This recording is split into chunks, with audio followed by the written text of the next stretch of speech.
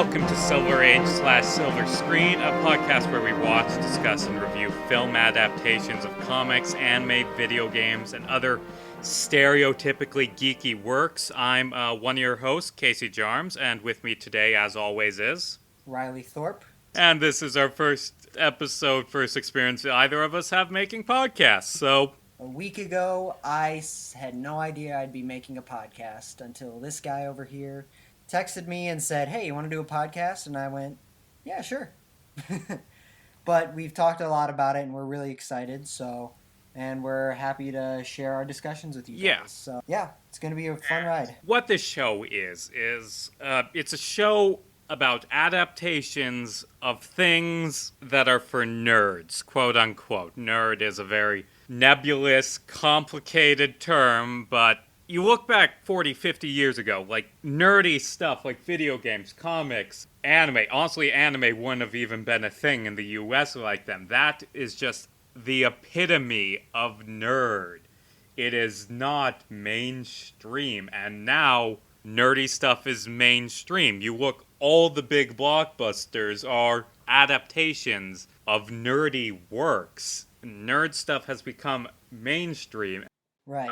And if you look back a couple decades ago, even to the 50s, being called a nerd was an insult that no one wanted to be. But now it's almost it is celebrated and embraced, and it's something that a lot of people like to talk about. It's something that even mainstream Hollywood has embraced, and it's something they're trying to capitalize on. For better or for worse. As we will get into throughout our future episodes, and as we will get to today. And the thing about nerds being mainstream is that I've been in the nerd community for a while, and it isn't always the best community. It can be kinda toxic. There's a lot of bigoted parts, which we won't be going into today, but the main thing is, when you adapt something that nerds like that is very close to nerds, nerds can be a little unreceptive to your adaptations of something they love, and wrathful. Can be just wrathful and angry and spiteful and hateful. And that is not what this show is. Not yet. Not yet. We are not always going to do good things, but this will never, hopefully, descend into just ranting about how they ruined our childhood. We're going to try to have an objective and open-minded assessment of what we talk about, and we're going to talk about issues and stuff like that and just sort of wade through the toxicity that is the internet in 2020. We'll be as objective as we can, and I mean, of course, objectiveness when it comes to liking a film is kind of not really a thing, but we're going to be reviewing, and we won't always do reviews, we're going to also do discussions, but when we do reviews, it's going to be both, does it work as a film and does it work as an adaptation? And sometimes those aren't the same thing, which goes right into what we're discussing today. Today we are discussing the film adaptation of the Japanese comic manga Death Note, written by Tsugumi Ohba and illustrated by Takeshi Obata. Specifically, we're doing an American film adaptation directed by Adam Wingard. Not to be confused with the 4 Japanese films that there have been made of this, or the very good anime, which is what both me and Riley are most familiar with the work. There's also 2 TV shows, like one a direct adaptation, one a Hulu miniseries, like going off the films. And there's also a musical which has some surprisingly good music. But today we are talking about the 2007 Netflix film directed by Adam Wingard, starring Nat Wolff, Lakeith Stanfield, and Margaret Qualley. And Willem Dafoe. And, of course, Willem Dafoe, who, not to tip our hand, is the best part of this movie. He really steals the show. One thing I think before we go into any of these, we should discuss how familiar we are with the source material and if we're fans. And would you like to go first? My relationship with not just Death Note, but an anime in general is as we've established, Casey and I are both really big nerds. I know just about most everything that has to do with Marvel or DC comics, or not most everything. I know a lot, and Star Wars and stuff like that. But in terms of anime, I am very new to the subject matter of anime. Not because I don't like it, but because I just haven't gotten into it yet as much. So I've been meaning to get more into it, and as of right now, all I've seen is the film Akira, which is also obviously a classic. I have seen obviously the television anime Death Note. I have seen the first season of One Punch Man and a few episodes of Fairy Tail. So I'd like to start off by saying that I do intend fully to get into much more anime, but I am also a beginner, so my idea of some of these tropes and these tropes you'll see in something like an anime show are something that might not be aware of. So if I say something that people would be like, "Well, he just doesn't understand anime." You're right. I don't fully understand anime at this point in time right now. So, just bear with me. I'm new to anime, but I have seen Death Note and I have made my judgments on it, and I'm ready to discuss it here. So that's my perspective. And to contrast, I'm a big anime guy. I've watched dozens of different series. There's like a couple. I currently read the manga for some series because I just want more of good works to be adapted. I'm a big shonen guy, and I was part of the sort of newbie boom that Death Note brought. In the early 2010s, there was a massive surge of Western fans getting into anime by shows like Sword Art Online, Attack on Titan, and Death Note. It was the first anime I really watched as a teenager. I mean, watched things like Pokemon and Yu-Gi-Oh! As a kid, but those were like 4Kids dubs, and I didn't watch all of them. But I watched through all of Death Note in like 36 hours when I was a teenager, and that's what got me into anime. And I've gone through it a few more times. I adore Death Note. It is honestly in my top 10 anime because it's just a very well-made show. It's a very direct adaptation of the manga by Tsugumi Oba and Takeshi Obata, and what makes it so good is that it's smart. The whole thing is this brilliant cat and mouse game between these two geniuses, and that is the heart of the work. And that will come up a few times in this review. I'd like to say right now that we are most likely going to be talking about spoilers in this episode, so if you We're definitely haven't spoiling seen... the film. We'll try to keep manga spoilers down, but film is free reign. And what Death Note basically is there's this... It takes place in Japan. There's this guy, his name's Light Yagami, he's a teenager, very smart, very sociopathic, finds a magic notebook, write people's names in it, they die. He decides to take over the world using this. And that brings him to the attention of a brilliant international detective named L, who, because he goes by an alias, can't just write his name down. And what ensues is this just cat and mouse game of these two geniuses trying to outsmart each other. One trying to prove the other is guilty, one trying to find the other's name, and it's very good.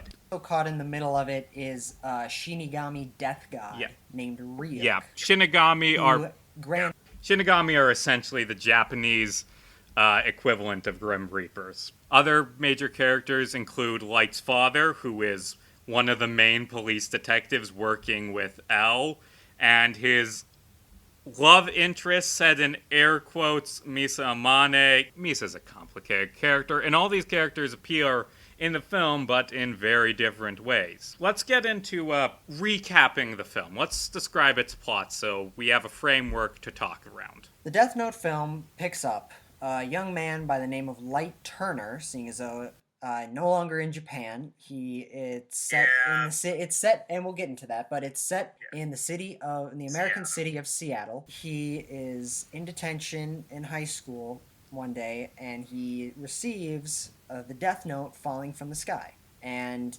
he is visited by the death god Ryuk, who tells him that with this notebook, has the power to kill anyone he wants in any way he wants. And he decides to do so by taking out the world's criminals.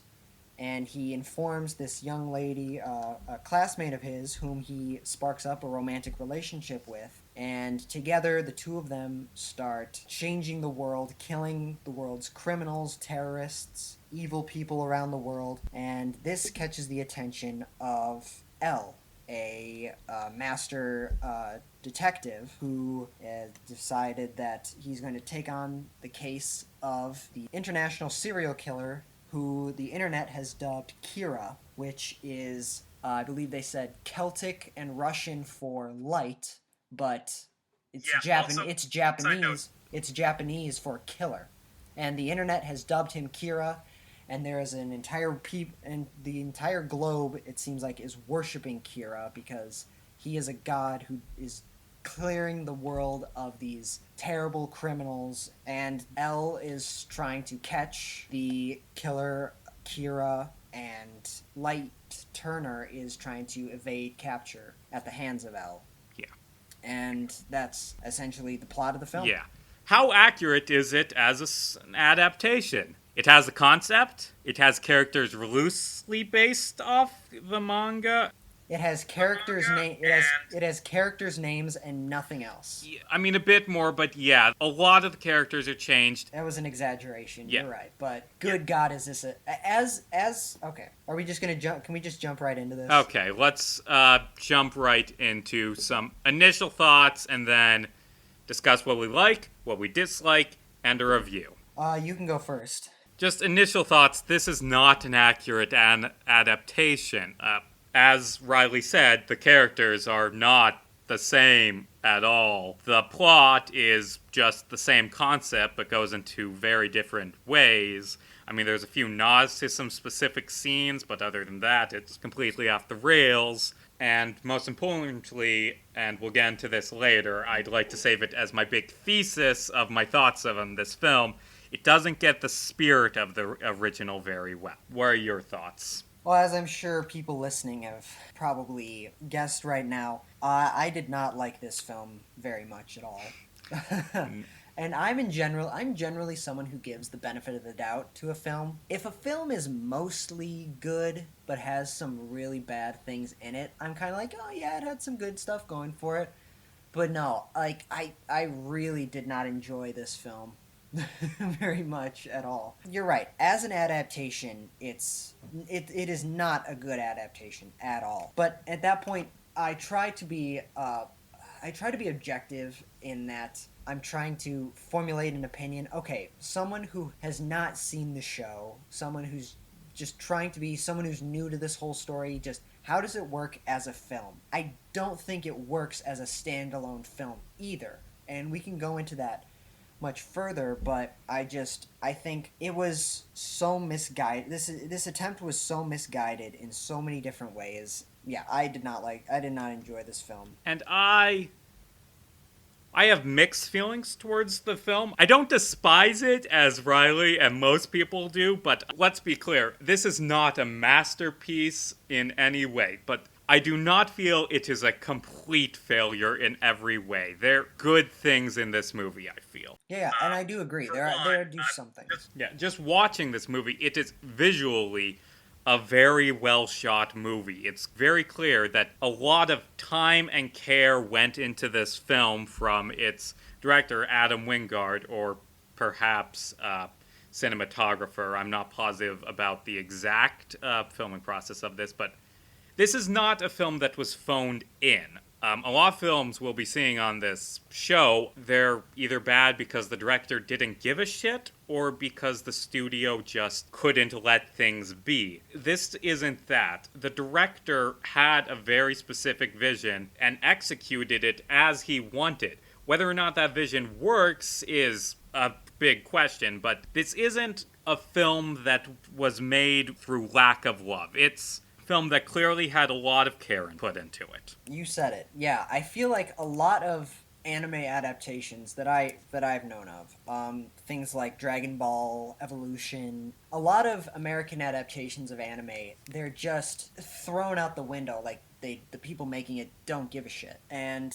I do feel like this wasn't the case with that. Like they did try to adapt it to be somewhat faithful to the source material and to also appeal to mainstream American audiences. And the creators of the show and the manga have been vocal, from what I understand. They have publicly stated that they do enjoy this film. They did like it when it came out all those 3 years ago. So, and you're right. I think visually speaking, the film is very well shot. I will say, though, the Dutch angles got a little annoying kind of towards the second half of the film. They got a little too Fair much, enough. but yeah, you're right. Like it was very well shot, and there were homages to the original that I did to the show. There were some clever homages that I did think I saw and was like, oh, okay, that is very interestingly incorporated,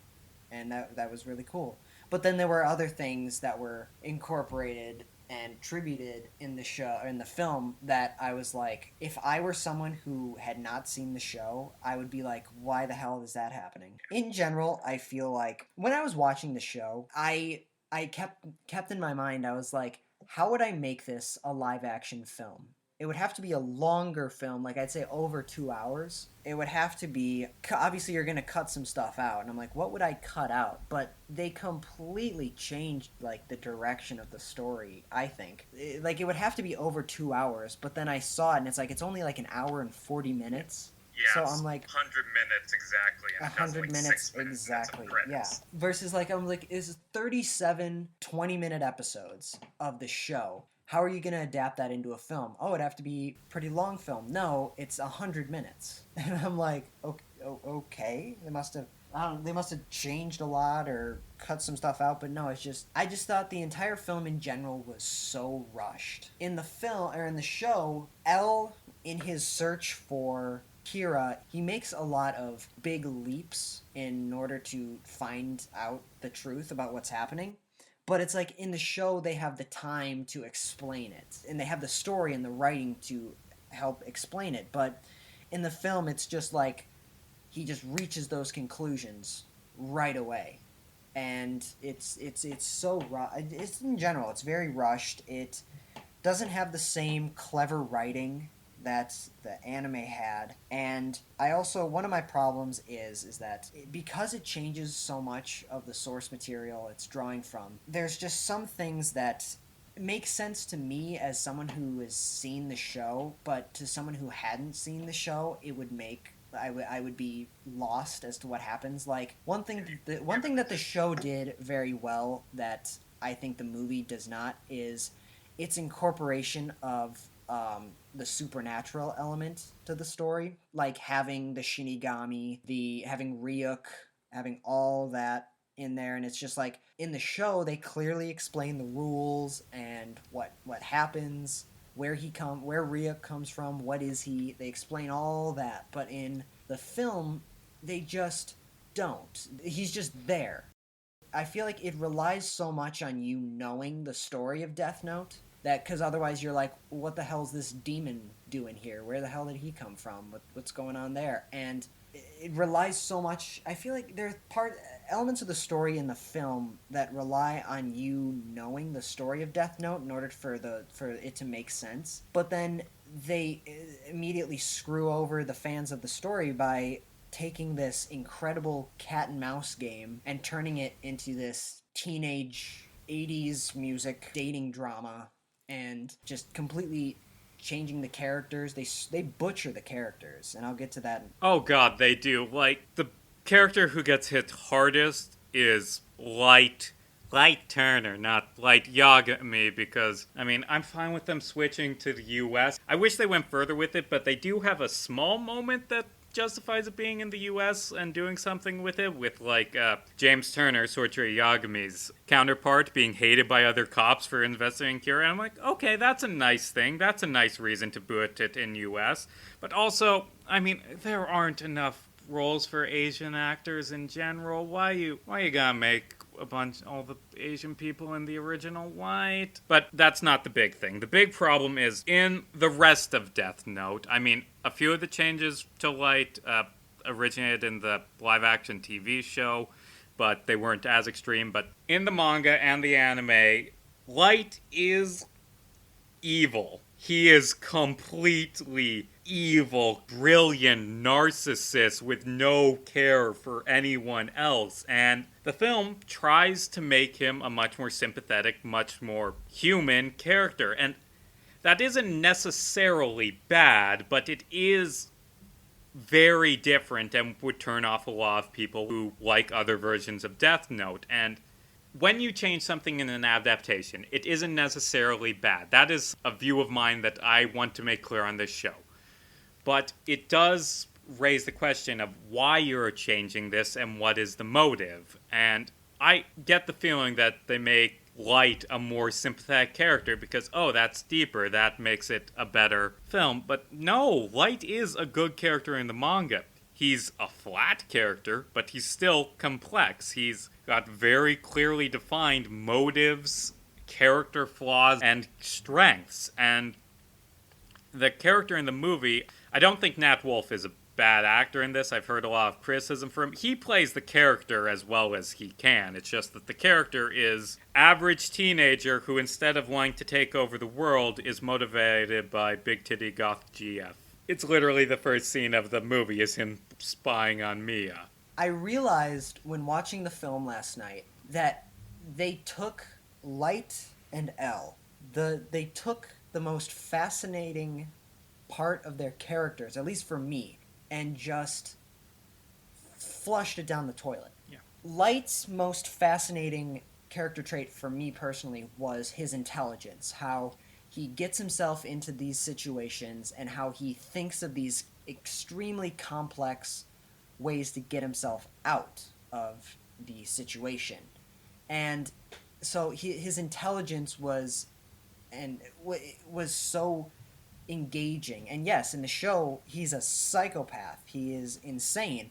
But you still root for him because he's so charismatic and passionate and he's well written and he's... Yeah, like, you get behind this guy. You understand what he's going for. You don't condone committing genocide, but, like, you still latch on to this character because he's so intelligent and charismatic. But in the film, they take that intelligence, and he's just this awkward teenager with a hard-on for the weird girl on the cheerleading team. Yeah. And I was just like...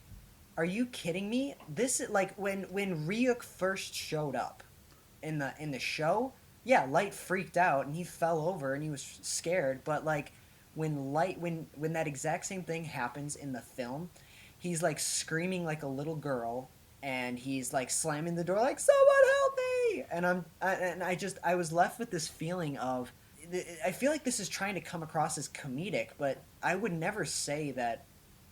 Like, it just when I think of Death Note, I shouldn't think like this type of comedy. You know, I don't really think of comedy in general. I mean, I might be mistaken on that, but I don't know. When I think of Death Note, I don't think of humor, and they're trying to go for this awkward teenage humor, and it just doesn't work.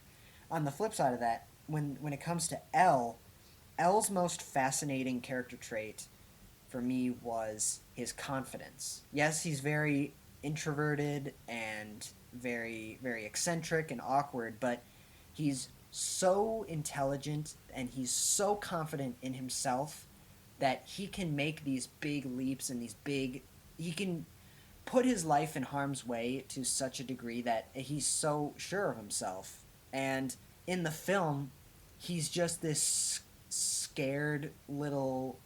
I don't know, he's like shaking and he's screaming and he's terrified at what's happening, and it's just like, he has no confidence in himself, and it's like, it just doesn't make sense to the character they built up in the film. For that is one. They say, oh yeah, he's solved all these great cases, and then he actually like gets to this one and he's like throwing stuff and screaming and freaking out, and I'm like, A, and on the other side of that, B, that's not what L is. He's not someone that's scared. I think in the entirety of the show, L was scared.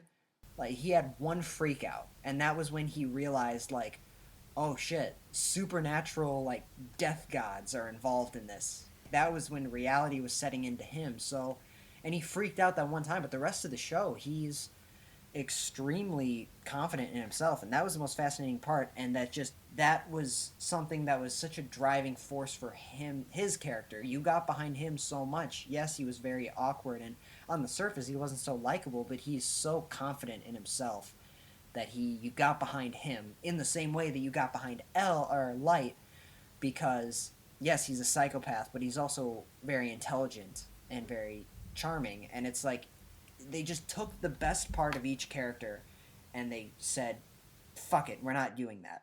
We're doing the opposite.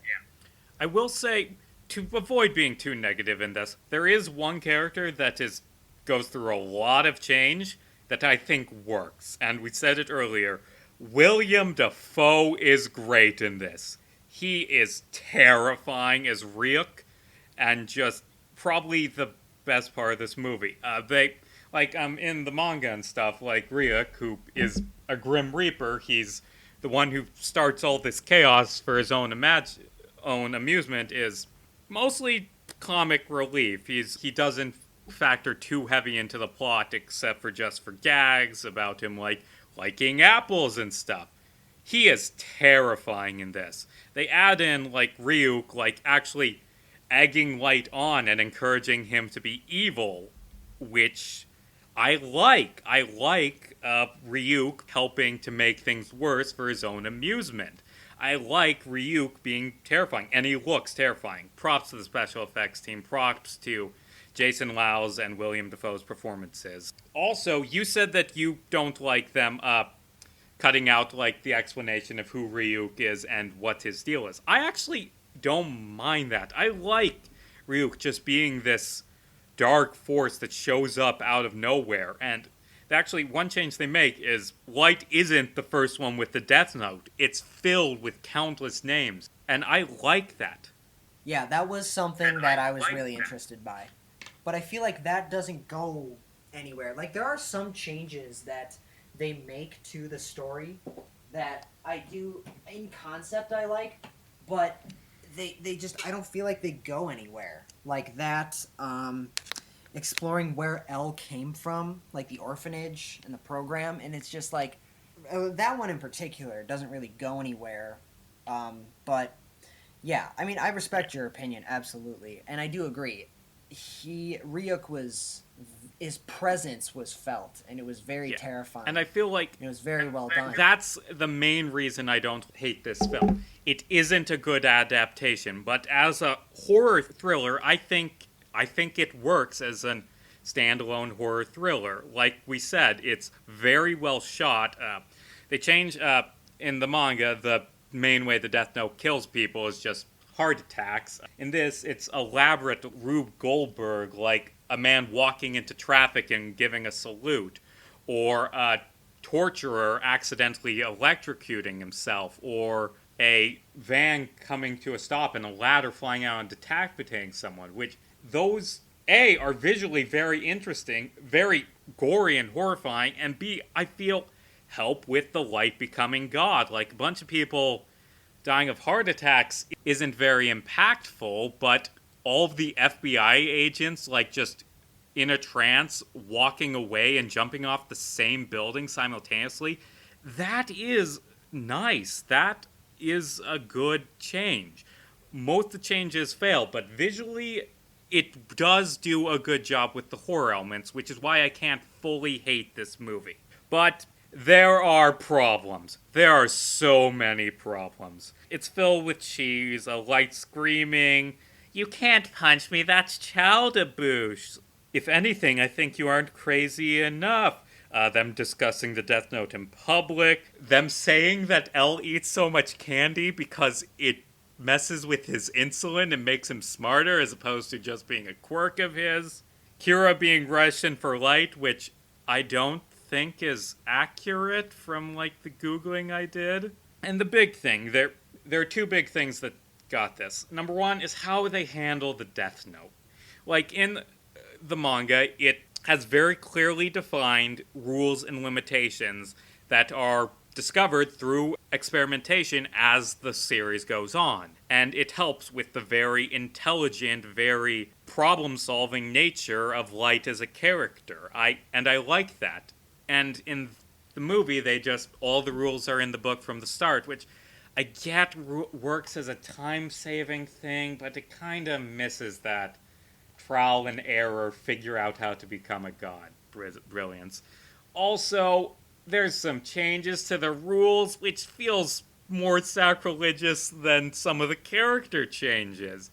There are two big ones. Number one, they exaggerate the mind control powers of Death Note. I mean, it kind of exists in the manga, but it's never really played up that it's mind control, because it's only ever used to control people in ways that are within their character, as opposed to in this, where it just makes Watery go into a trance and betray L, which is not something he would do.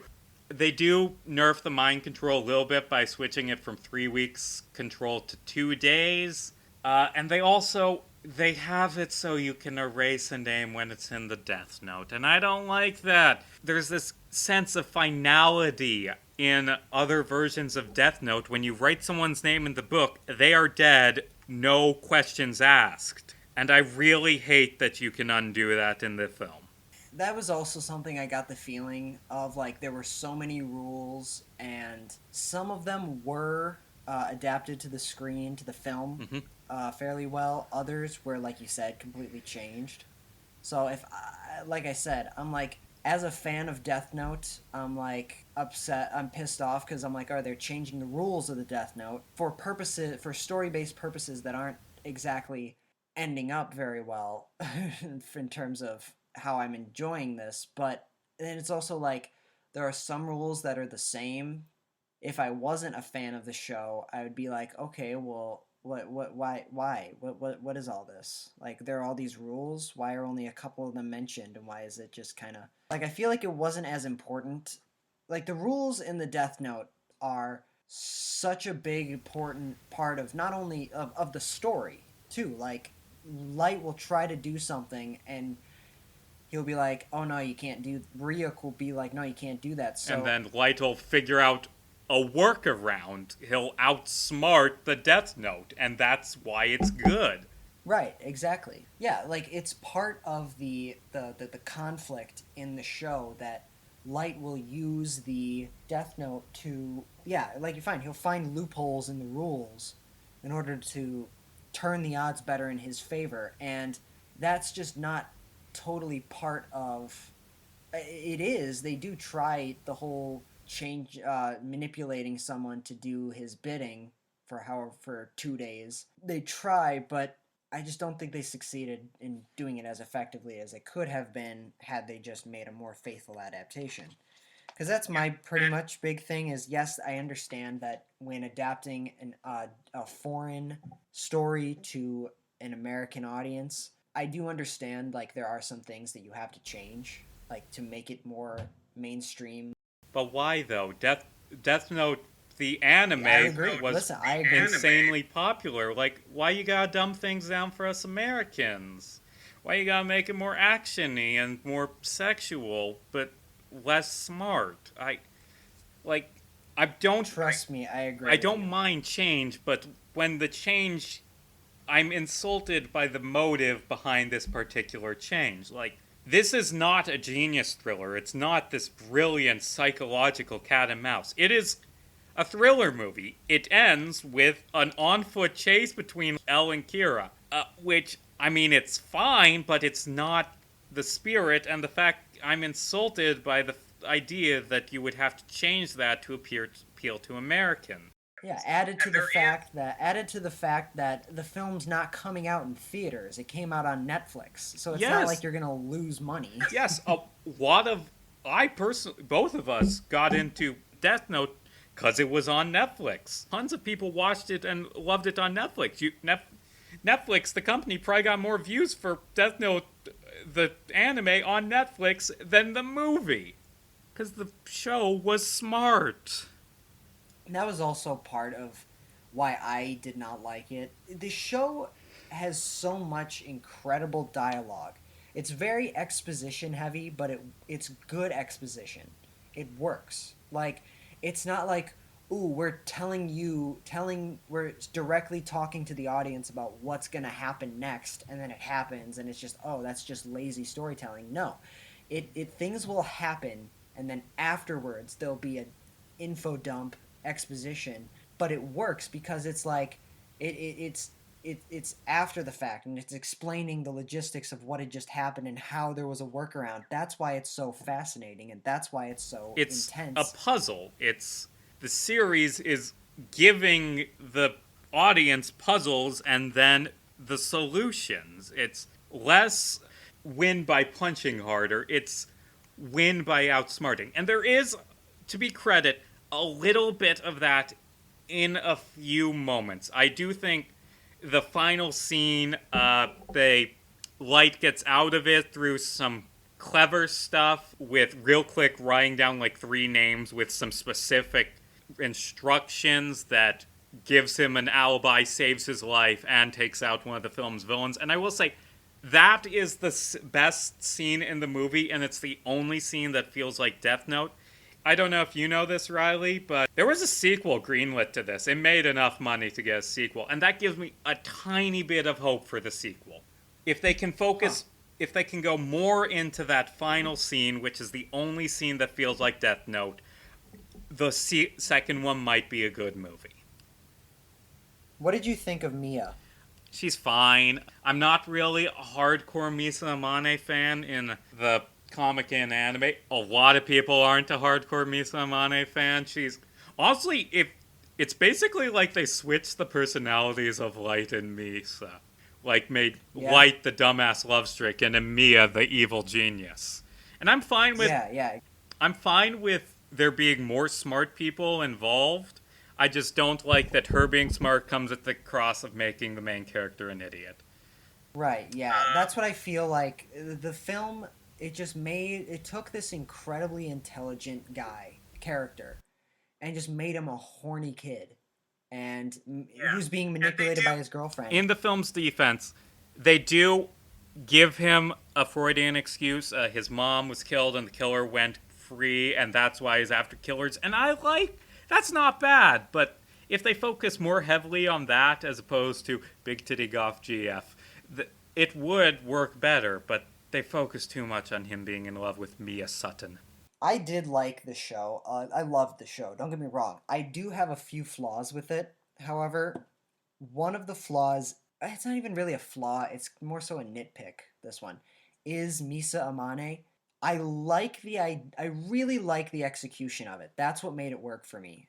Introducing this external force, like it's a cat and mouse game between Light and L. And they reach a But stale. The chess match reaches a stalemate, so they add in a new character who hurts as much as she helps, and they do that with a few things, like they do it later on with Nier and Mello. But and it's like what Misa Amane is she acts as this external force that, as you said, hurts just as much as she helps, and she's just this sense of chaos that Light has to deal with in order to protect his own anonymity. It was very fascinating. Like she's supposed to be this unwanted external force, and she's supposed to be, because through that she is supposed to be inherently annoying. She's supposed to be on Light's nerves so much, and there were a few times where I'm like, "Oh my god, she is so grating on my nerves right now." It never got so bad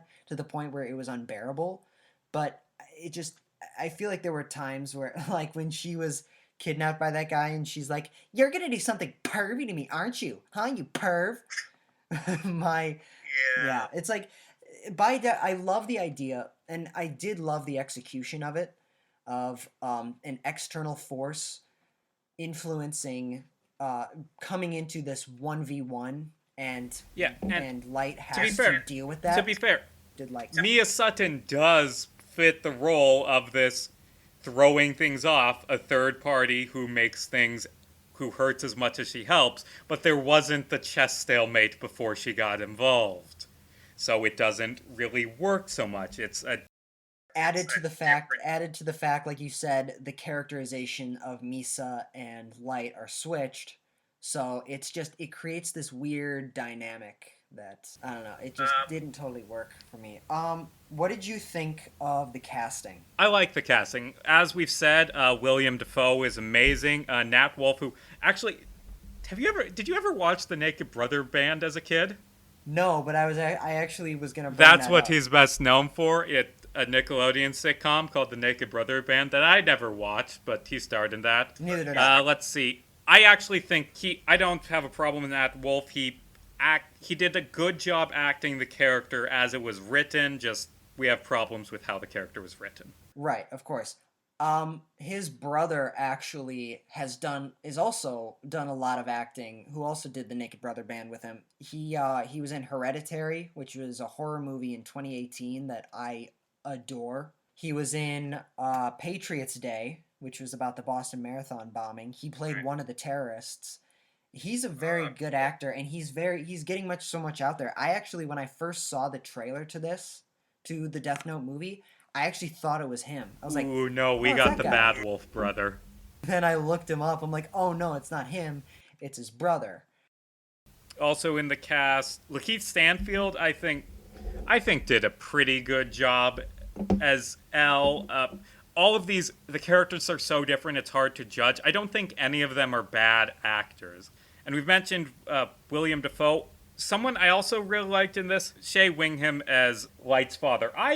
I'm curious how you thought. I liked this film's version of Light's father. Like I said, the U.S. and Japan have different ideas about how police act and how they should act. Soichiro Yagami does not feel like an American cop. James Turner feels like an American police detective while still having that cares about the main character but is dedicated to his job and catching the bad guy. I thought he worked well. I completely agree with you on Light's dad. I thought he was a very good adaptation, like an American adaptation of that character. I will disagree with you on one thing, however. I think Lakeith Stanfield is a great actor. I love the guy. He was in Get Out, Knives Out, Sorry to Bother You. He was in the last season of BoJack Horseman. He played Guy. Oh, who did he play? Guy. Yeah, yeah. I think he's a very good actor. And I think he was terribly miscast in this film. I think he was so terribly miscast. Like, the entire time I'm watching him, I don't get the feeling that. I feel like he's not. Because Light is a character that's supposed to be very, very.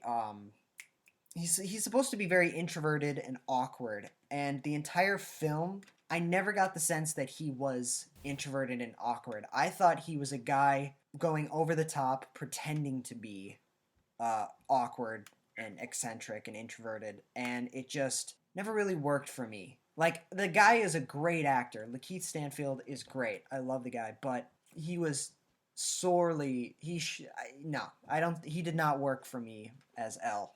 Fair enough. He got like the good. I liked the whole like his posture thing, like the physicality he brought to it, and but like or like when he's hunched over and stuff like that, and he's walking around and he's kind of. I liked like that was really it. His delivery of the lines, his reactions. I think that it just didn't feel organic to me. Like in the beginning, when it's first when he not when he first shows up, when he's I believe he's talking to Light's father. He is like digs his hand into a bowl of candy, and the candy just goes all flying out. Mm-hmm. And then he gets up and sits on his knees like that, and it just that whole interaction and so many other interactions like it throughout the film, they didn't feel organic. They felt so forced by a guy who is just it seems like I've said, he just feels like he was pretending to be the character versus being the character, you know? Fair enough. So, yeah, I thought Nat Wolff did a decent job for what he was given.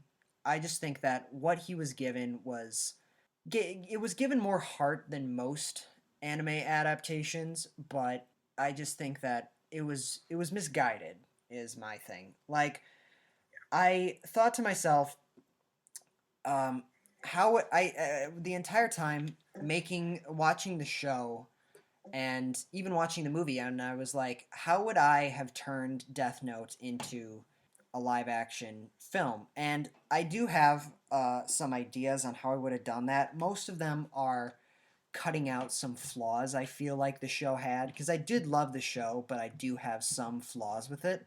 As I mentioned, Misa got a little grating at times. Never got too bad, but there were times where it got a little over the top for me. But in terms of flaws, there were times when watching it, I felt there were some story decisions, really just two in particular, that didn't really work for me. Like that part in the middle where, and this is spoilers for the show, by the way. So, that part in the middle where Light gives up the Death Note and the other Shinigami gives it to that board of businessmen, or that guy in the businessmen.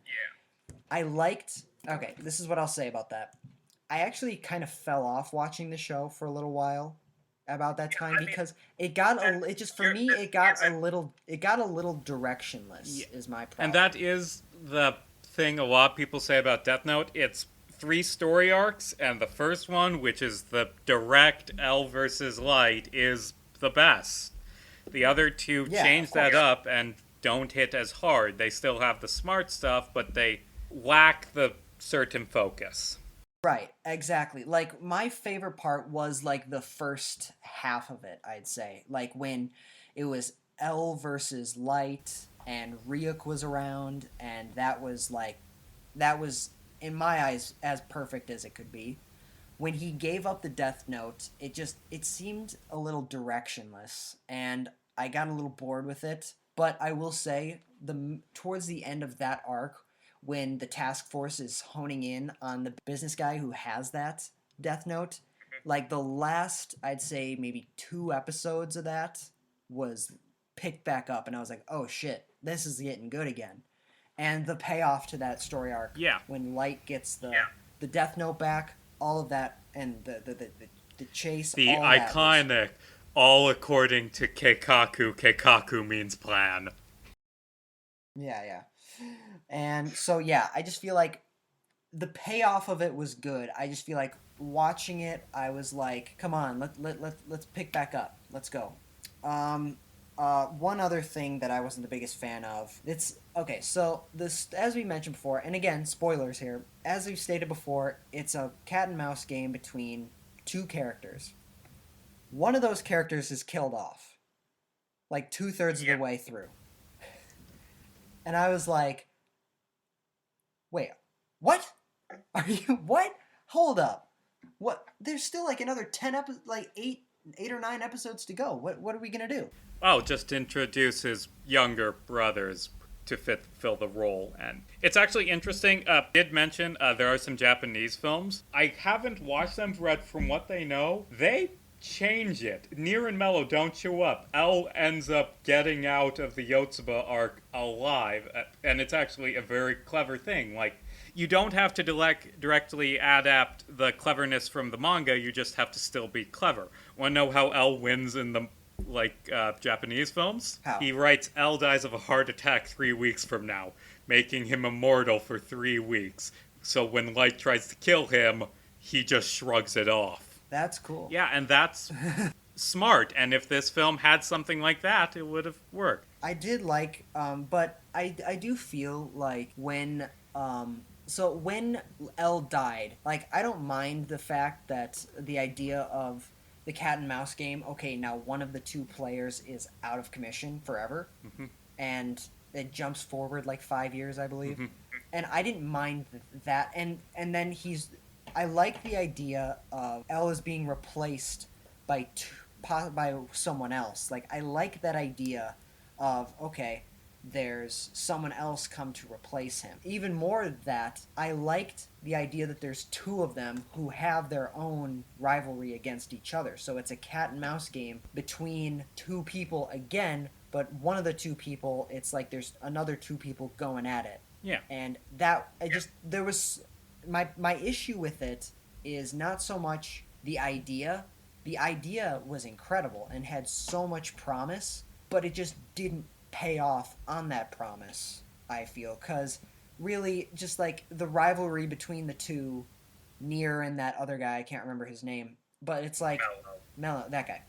The two of them, it's just like their rivalry just it was there for like an episode or two and then it ended and it's like, okay, Near's the new L. And it's just like I feel like if they wanted to properly do that arc, they should have gone a lot long. They should have gone all the way with it. Like they should have even had maybe more episodes to flesh out the relationship It is between. worth noting. It is worth knowing the arc is longer in the manga and does feature more stuff between those two. But I haven't read the manga, so I can't say if it works. Okay, yeah. See, that's what I think they should have done. They should have had more episodes to and put more focus on fleshing out the relationship between those two guys. And because, like I said, it had the concept of that having so much had so much promise that I feel like it just kind of didn't deliver on. And don't get me wrong, like it was still for the most part the last like 8 or 9 episodes when that was happening were still really great. It's just it could have been so much like that story element just felt like an awkward bump in the road when it could have been so much more than that. Yeah. And I just thought it was something that had so much more promise that they didn't deliver on. And I feel we've gone a little off track. Do you have anything else you'd like to say about the film? Yes, I am. This is all what I've all said is wrapping up to my something I'm trying to get at. If I were to make, if I think how they should have made this film, as I said, I don't like it. It has so many flaws. It has some good things going for it, but I feel like, in my opinion, the bad extremely outweighs the good.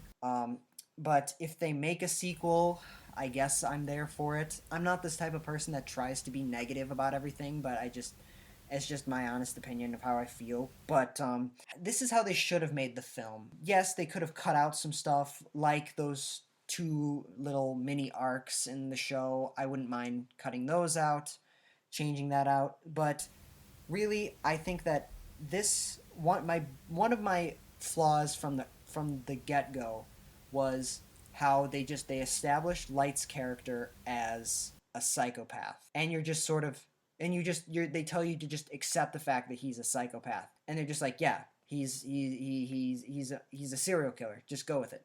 Like he's a 17-year-old kid, but he's just like, yeah, just accept the fact that he's a psychopath and move on.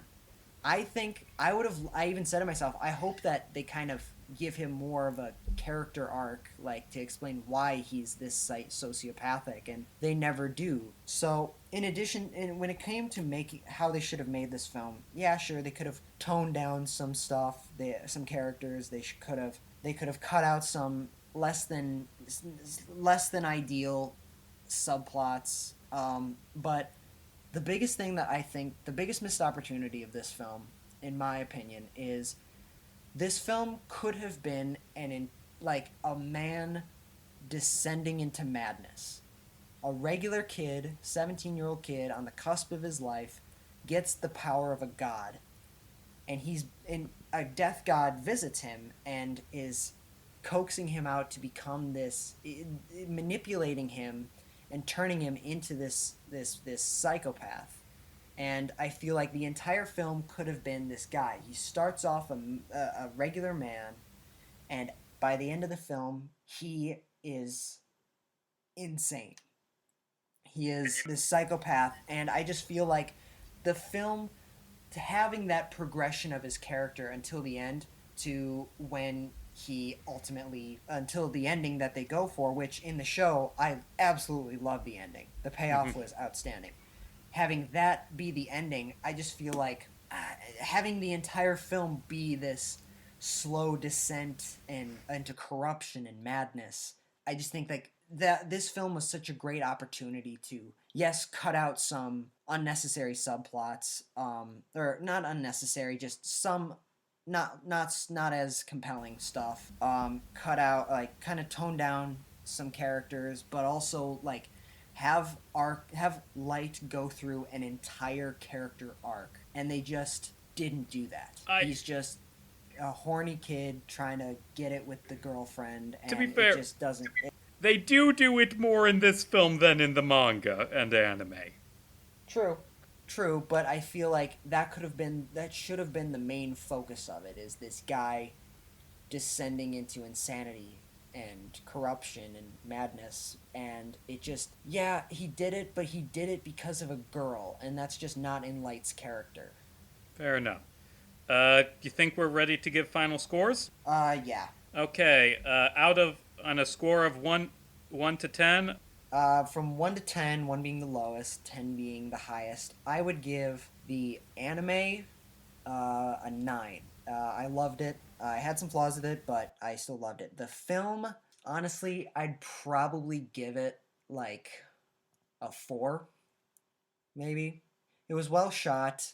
Most of the actors did well for the source material, for what they had, for what they were given, but I just feel like, and there was more passion given into it. I just feel like, in general, the overall resulting product is a misguided attempt. They just took it in such a strange direction, and I thought there was some miscast roles in this. So, yeah, I'm going to give the film a 4 out of 10. to contrast, I'm giving it a 7.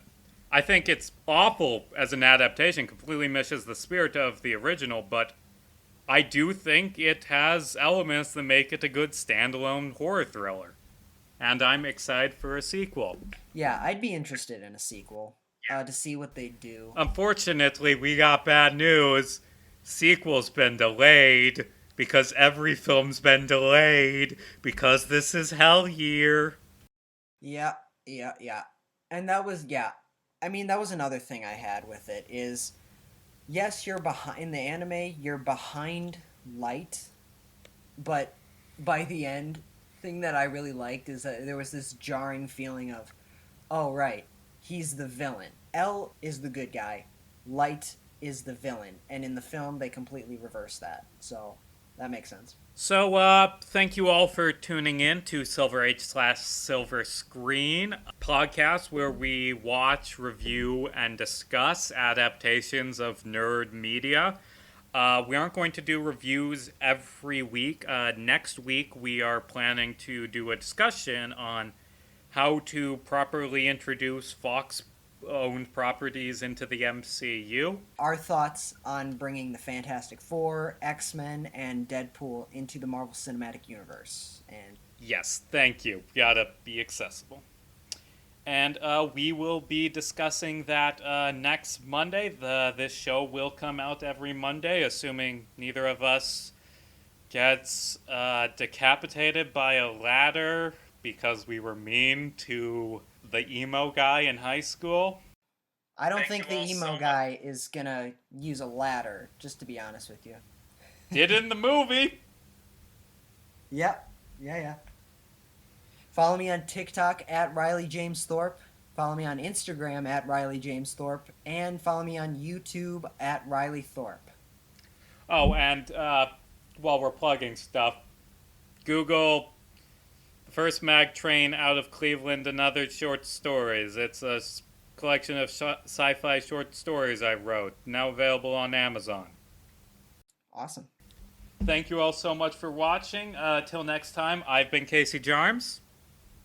And I am Riley Thorpe. And we'll see you around. And also, we need to figure out a cool sign-off, because all the best podcasts have cool sign-offs.